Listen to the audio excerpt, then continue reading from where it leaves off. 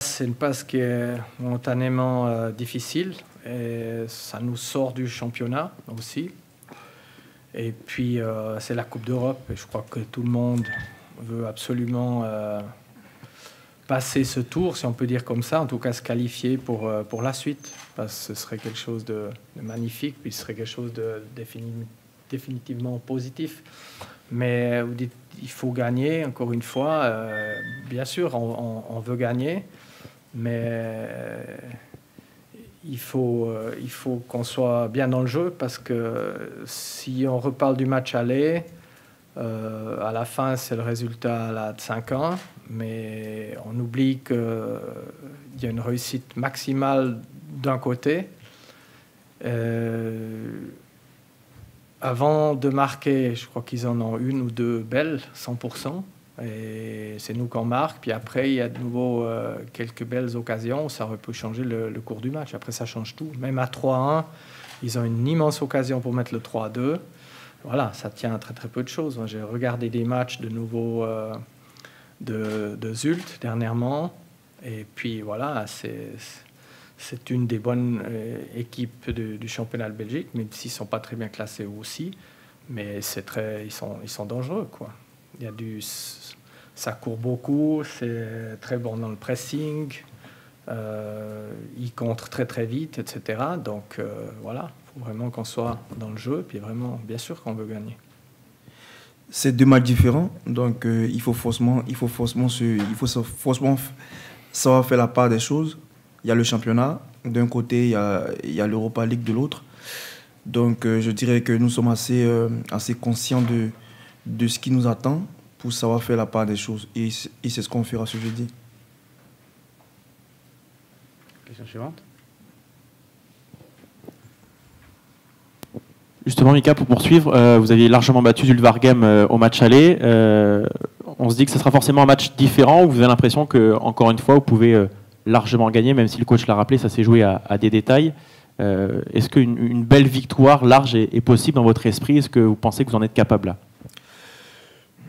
Non, à ce stade de la compétition, on ne pensera plus à une victoire large, mais on pensera à une victoire tout court, parce que c'est un match qui est très important pour les deux formations. Donc, ils vont venir dans l'intention de gagner pour se qualifier. Ils vont tout donner. À nous de savoir être vraiment... de comprendre ce que l'adversaire veut faire, essayer de le contrer et donner le maximum possible pour pouvoir gagner ce match. Et c'est ce que nous allons faire.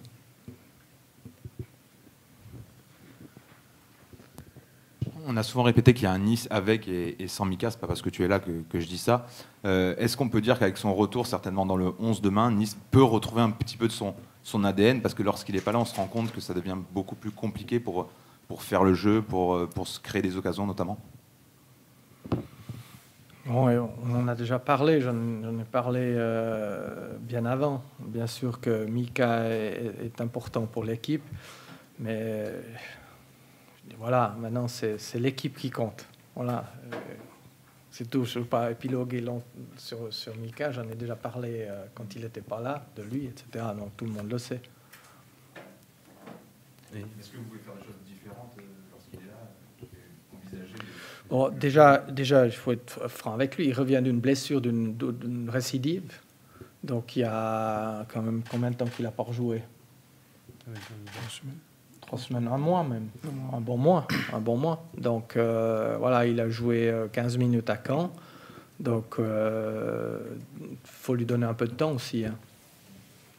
Donc on ne revient pas d'une blessure comme ça, du jour au lendemain, etc. Espérons, voilà, que ça aille tout de suite bien. Voilà, il faut quand même un peu de temps. Il a repris l'entraînement collectif il y a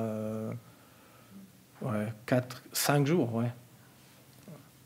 Olivier Orsini pour France 3, une question pour vous, Lucien Fabre. Bonjour. Comment expliquez-vous que cette année, vous avez de meilleurs résultats en Coupe d'Europe, contrairement à l'année dernière, plutôt qu'en championnat? Est-ce que vous avez une explication à cela? Est-ce que ce n'est pas une question peut-être de motivation Vous pensez? J'ai déjà tout expliqué au début de saison. Voilà, je ne parle plus de ça maintenant. C'est une question, je dirais,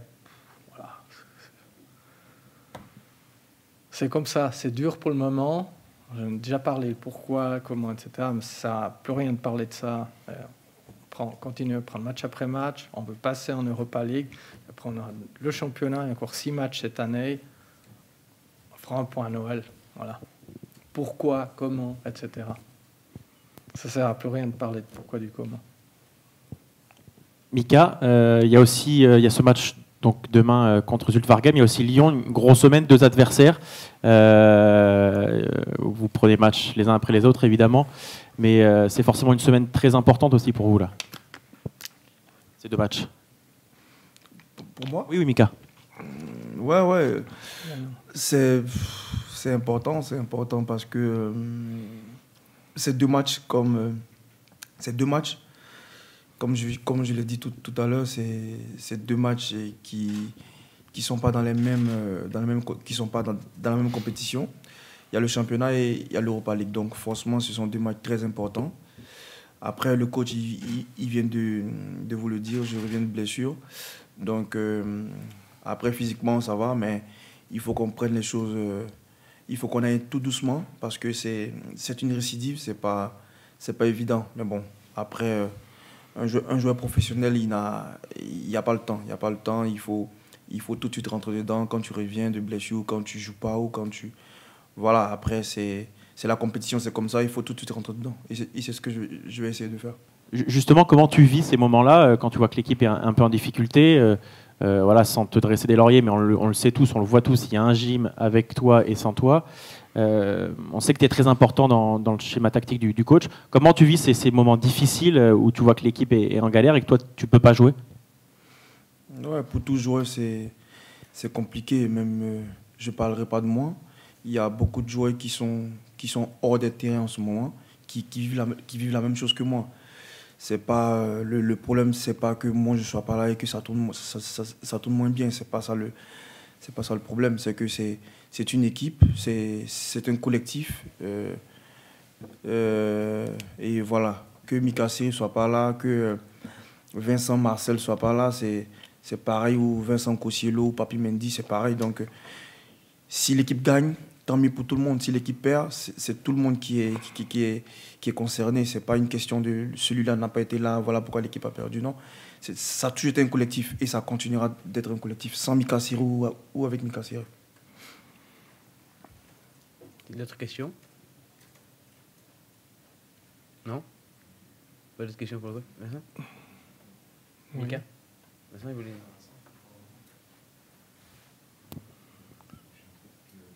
Fais un blanc? Peut-être que le coach évoqué les blessés. Est-ce que vous espérez des retours pour ce match demain? Bon, on espère des retours. Bon, demain, non, il n'y aura pas... Non. Mais après, comme vous l'avez dit avant, il n'y a pas seulement le match de dimanche, il y a le match de mercredi à Toulouse, il y a le match de samedi contre Metz, il y a le match, c'est jusqu'à la fin, tous les 3 jours, à peu près. Donc là, on espère avoir... mais il n'y aura pas de retour. Hein. Il y a Saint-Maximin qui va revenir, mais on ne sait pas quand encore. Et puis... Oui, ça, on ne sait pas quand non plus. Voilà. Il ira jouer avec la réserve ce week-end-là. Une mi-temps, voilà, on verra après. Autrement, de toute façon, il n'y en a pas d'autres qui vont venir. Mais c'est déjà ça. Mika, à quand tu disais que tu n'étais pas forcément inquiet du début de saison, que tu avais le sentiment que vous avez retrouvé un fond de jeu. Malgré tout, cette 17e place, 2 matchs, j'ai envie de dire, assez capitaux là, d'ici la fin de semaine. Est-ce que dans le groupe, vous avez conscience que vous viviez certainement des heures très importantes là, dans les prochaines semaines? Non, mais... Oui, forcément. Dans notre tête, on se dit que c'est très important. Tous les matchs sont importants, les uns comme les autres. Donc, il n'y a pas, on n'a pas d'inquiétude à avoir. On va seulement donner le maximum. Et quand tu donnes le maximum, je pense qu'à un moment donné, tu es récompensé. Donc, c'est ce qu'on va essayer de faire à tous les matchs. Tom? Bonjour, Tom Mollaret d'ActuFoot. Coach, vous avez évoqué ce match contre Zult, vous pouvez vous qualifier dès la 5e journée. C'est aussi une bonne progression, ça, dans l'expérience européenne de l'équipe. Oui, ce serait bien, mais il ne faut pas qu'on commence à dire si on gagne, etc., etc. Il faut vraiment se concentrer sur le jeu parce qu'eux aussi, ils ont encore une chance. Donc, j'ai déjà parlé du match aller. On a encore un match d'Europa League après. Bien sûr, on sait si on gagne, on va être qualifié, etc. Mais il faut qu'on soit vraiment très, très concentré sur ce match-là. Puis justement, les autres matchs du championnat, ça vient après, etc. C'est ce match-là terminé. C'est la Coupe d'Europe pour le moment. Y a-t-il d'autres questions? Janine, oui. Bonjour, Janine Génarial, l'AFP. Dimanche, après le match, vous avez dit, enfin, c'est pour le coach, que vous n'étiez pas encore entré en réflexion pour le poste de gardien. Demain, qui c'est qui jouera? Est-ce que vous avez décidé ou pas? Je ne veux pas vous dire. Que vous ne nous le disiez pas, ça c'est une chose. Mais Voilà. eux le savent, les deux joueurs, les deux intéressés. Écoutez, je vais répondre à aucune de vos questions. Là.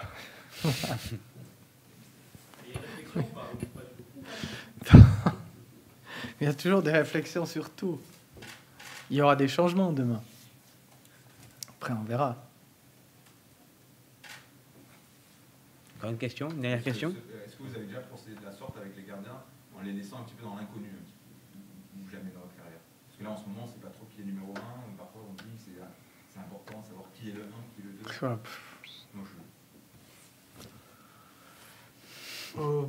Oui, ça m'est arrivé. Ça m'est arrivé à Zurich, lorsque j'étais à Zurich. Autrement pas. C'était autrement indiscutable. Ok. Plus de questions? Merci. La séance d'entraînement à 15h30. 15 premières minutes seront ouvertes à la presse. Puis on va devoir quitter la salle assez rapidement puisque la séance vidéo qui s'enchaîne. 15h 15h30, on avait dit, parce qu'il n'y avait pas la vidéo, 15h, 14h45. Oui, mais 15-15 plutôt. 15-15, 15-20. À partir de 15-15, ouais, c'est juste. 15h20, la séance. On verra. Merci. Merci.